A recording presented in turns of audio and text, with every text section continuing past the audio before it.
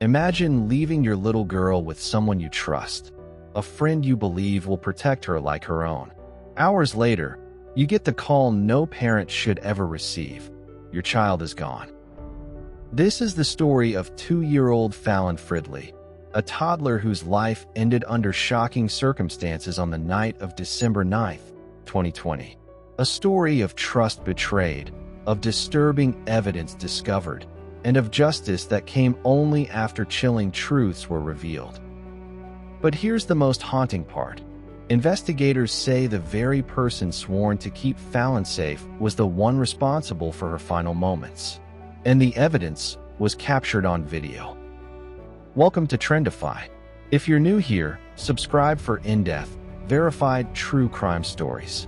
And if you think you know where this story is going, trust me, what investigators found will leave you speechless. Fallon Fridley was just 2 years old, described by family as joyful, curious, and full of life.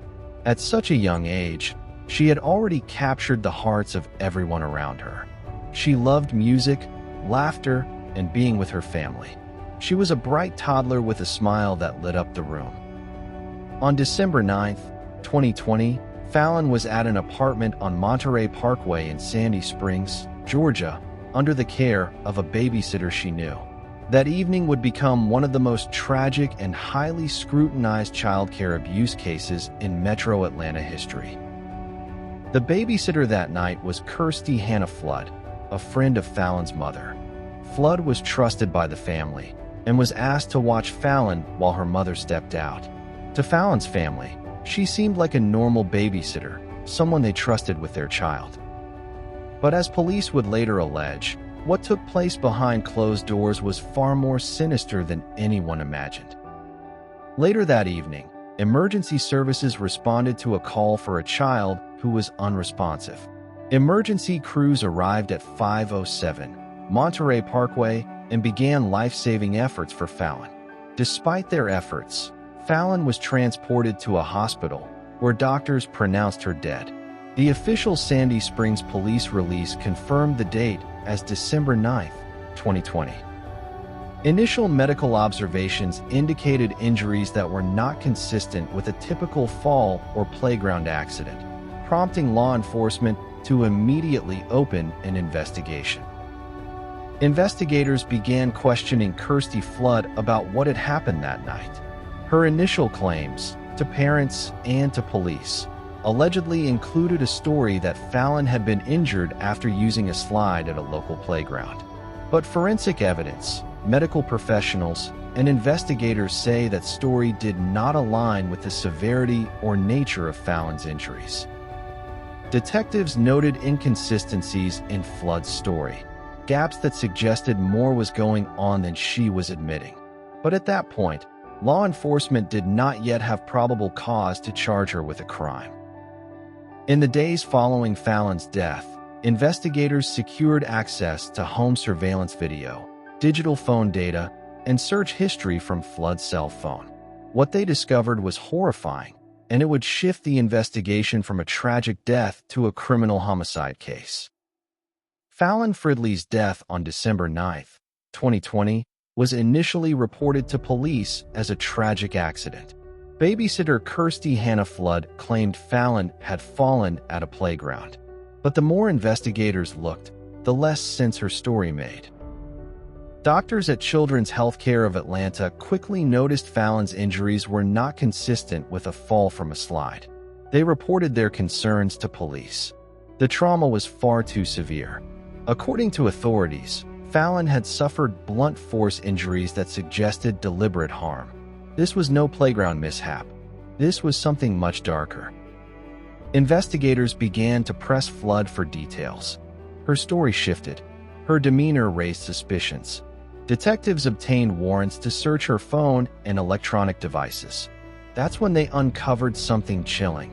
A series of internet searches made in the days leading up to Fallon's death. According to the arrest warrant, Flood had searched phrases like, "What type of people enjoy abusing other people?" and "What does it mean to have a sudden urge to kill someone?"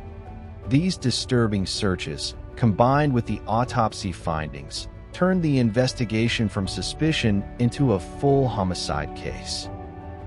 But perhaps the most damning evidence came from digital recordings. Prosecutors later revealed that video footage was recovered showing Flood physically abusing Fallon. Investigators described the images as disturbing beyond words. While the footage itself has never been made public and should never be shared, it reportedly provided undeniable proof of abuse. It was enough to secure an arrest warrant. On December 11, 2020, just 2 days after Fallon's death, Flood was arrested and charged with felony murder, malice murder, and cruelty to children. The news devastated Fallon's family and shocked the Sandy Springs community.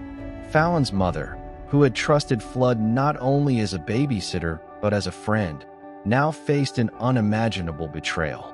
Neighbors described the case as sickening, struggling to understand how someone entrusted with a child's care could commit such an act. For investigators, the evidence was clear, but the motive remained chillingly senseless. As the investigation widened, attention turned to Flood's boyfriend, Jeffrey Myers. Authorities alleged Myers was involved and later charged him in connection with Fallon's death. Prosecutors would later say both Flood and Myers bore responsibility, though their roles differed. Ultimately, both would be brought before the court in Fulton County. By the end of December 2020, Flood sat behind bars, facing life in prison. But the case was far from over. Over the next 3 years, prosecutors built their case, preparing for trial. And in 2024, the babysitter and her boyfriend finally stood before a judge. What happened in that courtroom would bring long-awaited justice and closure to Fallon's family. By 2024, after years of waiting, the case of Fallon Fridley's tragic death finally reached the courtroom. For Fallon's family, this was not just about punishment, it was about answers. Would justice be served for the 2-year-old who had no voice of her own? Prosecutors charged Kirsty Hannah Flood with multiple counts, including felony murder, malice murder, aggravated assault, and cruelty to children. Her boyfriend, Jeffrey Myers, was also charged in connection with Fallon's death. Both faced the possibility of life in prison. Yet, as trial approached, a surprising turn unfolded. In March 2024, both Flood and Myers stood before a Fulton County judge. Instead of going through a lengthy trial, both entered guilty pleas. Flood admitted guilt to felony murder and cruelty to children.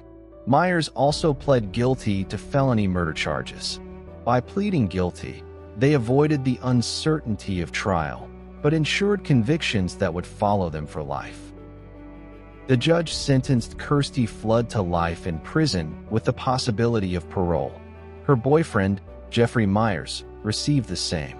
While some argued that the possibility of parole left the door open too wide, prosecutors emphasized that these convictions ensured neither Flood nor Myers could escape accountability for Fallon's death.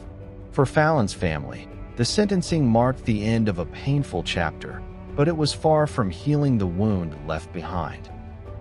In court, Fallon's loved ones spoke through tears. Fallon's mother described her daughter as a joyful, loving child who never got the chance to grow up. "She trusted you," the family told Flood. "We trusted you, and you took everything from us." Their words echoed through the courtroom, a haunting reminder of the betrayal at the center of this case. The case also left a scar on the Sandy Springs community. Neighbors who once saw Flood as a friend now struggled with anger and disbelief. Local parents spoke of the case as a chilling reminder. Evil can sometimes hide in plain sight. It was not just a crime, it was a betrayal of trust, a violation of innocence.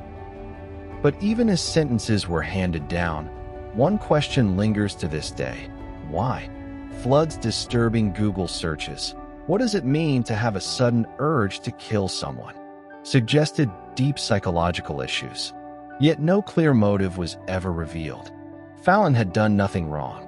She was simply a child who deserved love and safety. This case serves as a chilling reminder of the importance of vigilance. While most babysitters provide safe and loving care, this tragedy highlights how critical it is for families to remain alert and trust their instincts. Fallon's story is now forever part of Sandy Springs history, but also a call to action to protect the most vulnerable. Fallon Fridley's life was heartbreakingly short, but her memory continues to shine. Friends and family describe her as an angel, a child whose laughter filled every room.